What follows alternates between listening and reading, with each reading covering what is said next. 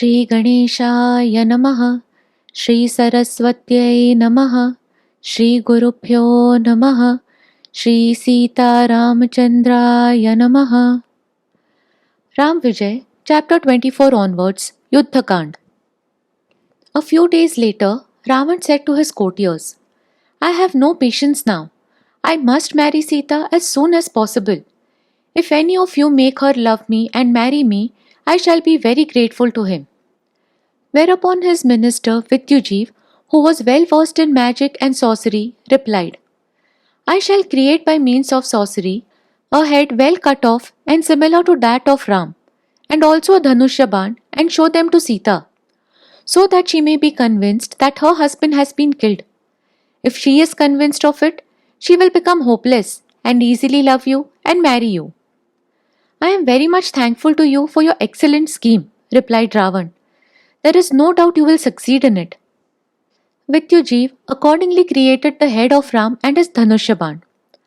Ravan then came to the Ashok forest and said to Sita, I am very sorry to inform you that your darling husband is killed and that his brother Lakshman has fled to Ayodhya.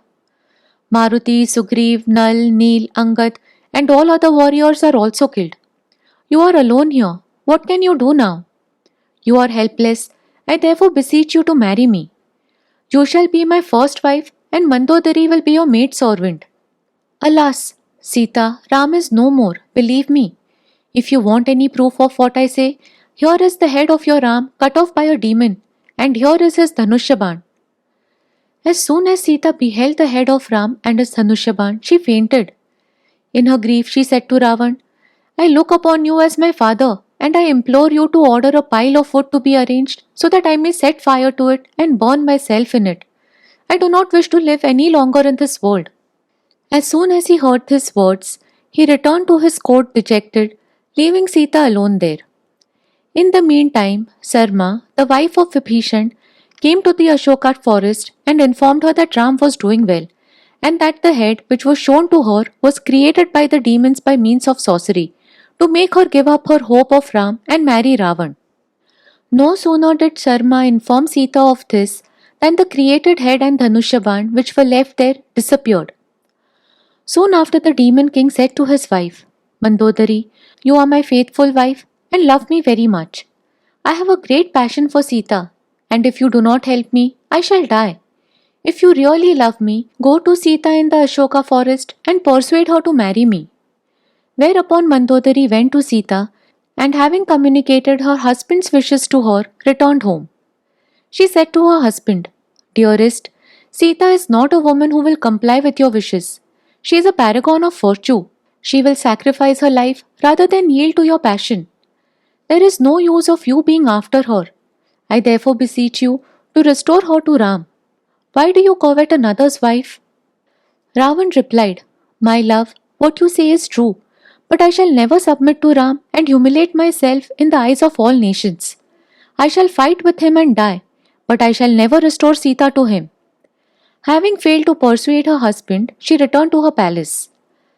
Ravan again went to the top of his tower with his courtiers and began to look at the army of Ram. Ram also went to the top of a hill with Sugriv and other monkeys and began to look at Ravan and his courtiers. Whilst Ravan was looking at the army of the prince, Sugriv jumped from the hill and knocked down all the mukuts put by him on his 10 heads. The demon king was surprised and combated with the monkey, but the latter, having administered to him severe blows, returned to Ram with joy.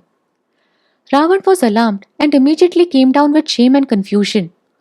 All the preparations for the war were completed on both the sides. Vibhishan said to Ram, Before an attack is made on Ravan, it is advisable to negotiate with him for peace. You should therefore send an ambassador to his court and request him to restore Sita to you. Ram accordingly sent Angad to the court of Ravan, but nobody noticed him there. The monkey was therefore irritated and said to the demon king, Ravan, do you know who I am?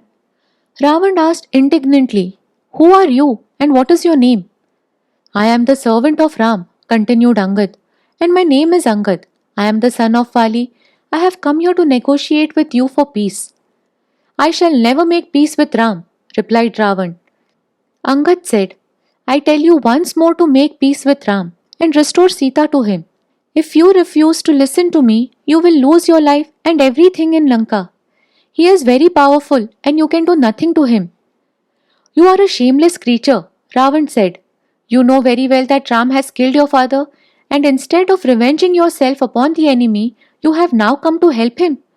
No doubt Ram killed my father, said Angad, but by his arrow he has gone to heaven where he now enjoys everlasting happiness. Ravan was furious and ordered 4 demons to bind Angad, whereupon the demons firmly held him by his arms. When the monkey struck the chest of Ravan with his tail and jumped from Lanka with his mukuts, chhatra and mandap and returned to Suvela. The 4 demons with whom the monkey had jumped hung upon his shoulders with their heads downwards and were killed by a fall on the ground. The negotiations for peace having fallen through, Sushen marched against Lanka with 20 kotis of monkey soldiers and fought with the troops of Ravan under the command of Dhumraksha. But Sushen routed and defeated them all, and their commander was killed by Maruti with blows. The news of the defeat having spread throughout Lanka, the demon king, boiled with rage, sent the demons called Vajradushta and Sukpana with a number of demon soldiers, but they were also defeated with a heavy loss. Ravan was now alarmed and did not know what to do. But in the meantime, his son Indrajit kept the field with the warriors Janbumali and Vidyaman and let off arrows at the army of Ram, which the latter cut off and killed the 2 warriors. Whereupon Indrajit immediately jumped with his chariot into the sky, where he hid himself in the clouds and let off serpent weapons at the army of Ram. These serpents stung Ram and Lakshman and all their soldiers, and consequently they all fell lifeless in the field except Maruti and Vibhishan, who are immortal. Indrajit, having thus defeated Ram, returned to Lanka with a great success. The demon king was very glad at the success of his son and said to his sister Trijata, Sister, look at the valor of our Indrajit, how he has fought and how he has defeated the army of Ram. You know, nobody on earth can conquer us. Now what I want you to do is that you should now go to Sita and inform her of all that has happened. Show her Ram, Lakshman and the other soldiers lying lifeless in the field, and tell her that she is now helpless and I am the only one who can support her. Tell her all this and persuade her to marry me. Oh sister, I like her very much. Trijata accordingly showed to Sita, Ram, Lakshman and the monkey soldiers lying lifeless in the field, and told her all that Ravan had said. Sita, having seen her beloved Ram and Lakshman, violently cried and became hopeless. Maruti and Vibhishan consulted together as to what they should do to resuscitate the princess and their army. But before they arrived at a certain conclusion, the wind had come and whispered to Ram a Garud mantra, which produced Garudas or eagles.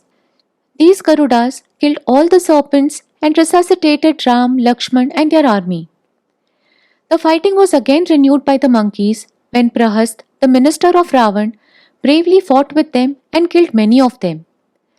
Whereupon Nal threw at the minister 1 lakh of mountains, which the latter broke in no time and continued the fighting. But after a hot battle, Prahast was killed by Nal with a tree called Tada, 100 yojans in length. At this defeat, Ravan was greatly enraged and prepared to fight himself with the enemies. When his wife Mandodari said to him, My dearest, you should now give up the idea of fighting with Ram any longer. Why do you want another's wife? My love, just restore her to her husband so that everything may end in peace and tranquility. My darling, Ravan laughingly replied, I am ready to do anything for you, but please do not tell me to restore Sita to Ram.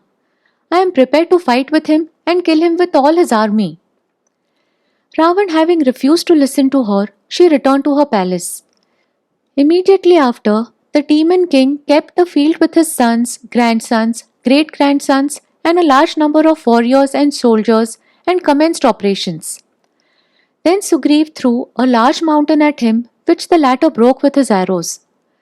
Whereupon all the monkeys rushed upon him with mountains, large trees, rocks and other weapons, but he also broke them with his arrows.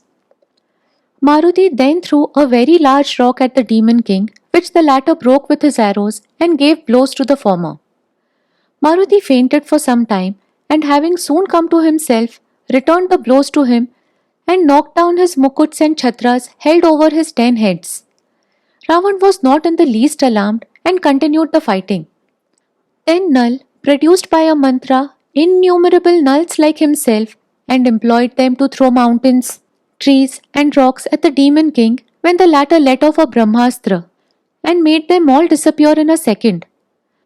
Lakshman then let off a Brahmasti at Ravan, which was cut off by the latter in two parts. One part of it fell on the ground, and with another, Lakshman was struck, and consequently he fainted. Maruti was greatly enraged and gave Ravan blows, which made him vomit blood and return to Lanka.